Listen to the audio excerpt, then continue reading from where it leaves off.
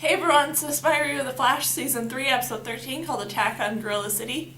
And basically what this episode is about is that Barry and the team must go to Earth 2 to try and save Harry once he's captured by Grodd.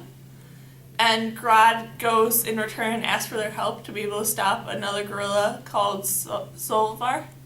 This was a really fun and interesting episode that had some really kind of great moments in it. And I really liked the fact of who from the team was sort of selected to go to Earth 2 and go to Gorilla City. And like how each of them kind of fit into that whole sort of group dynamic was really kind of interesting how they decided to play that all out. And Grodd's whole like plan that he made to try and like lure Barry there and lure all these other people there and stuff like that was very interesting with how it all played out and how once the truth was revealed of what Grodd actually wanted, it was very interesting, but it also was very, very confusing, and like any number of things could have changed and the outcome could have been different, so it just seemed really kind of odd to me that him being this genius sort of monkey that there was so many errors that could have happened in this plan, but luckily they didn't. Then Barry's fight with Solvar was really cool with how Cisco seemed to like have a name for each of Barry's different moves, and Cisco was sort of like there over the comm, like speaking to him and like giving him a bit of confidence and stuff like that. That was really, really fun. And then I really enjoyed how Barry and the team managed to escape from Gorilla City and how that all worked out because they used the fact that Grodd doesn't know about Caitlyn's cold powers to like their advantage to sort of help in the escape. And I just really, really liked that. Then I found it really interesting how this episode ended, since Grodd couldn't get Cisco to help him return to Earth 1. Grodd went and found someone else, which was kind of cool and also a little confusing how he managed to get this person all the way from their Earth over here to be able to do this. I kind of want to know how that all played out, but I don't think they're really going to explain that.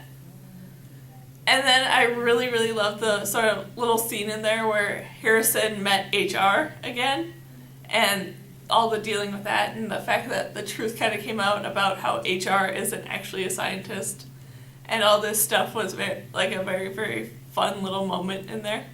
Then I also thought it was kind of fun for the moments before they left to go to Earth 2, where Barry started talking to Joe and talking to Iris and all these people about taking care of Wally and helping Wally and all this stuff, because he lacks some sort of confidence in Wally all of a sudden.